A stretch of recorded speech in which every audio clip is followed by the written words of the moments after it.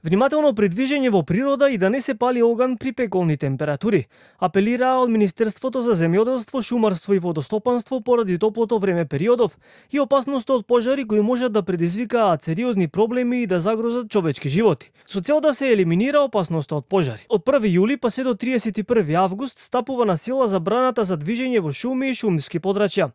Од ресорното министерство апелираа земјоделците и сточарите да бидат особено внимателни при извршување на активностите и да не дојде до неконтролирано палење на земјоделско земјиште и пасишта, што е строго забрането со закон и представува казниво дело. Од министерството повикуваат во случај на пожар, јавноста брзо да алармира на единствениот број за итни случаи 112.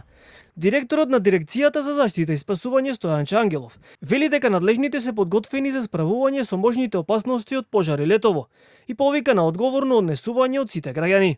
За разлика од порано, сметам дека свесноста кај граѓаните за опасноста од пожарите, како и последиците од пожарите, е на многу повисоко ниво, бидејќи последните години до секој ден граѓанин, благодарение на вас медиумите, допреа нашите апели. Добар дел од граѓаните се запознати на кои начини започнуваат пожарите, бидејќи најголем број од пожарите започнуваат ненамерно.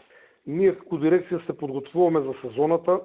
Едниот трактор е веќе вратен, вториот трактор ќе биде вратен следната недела, а набрзо потоа го очекуваме и третиот трактор, кој што во моментот се сервисира во Австрија.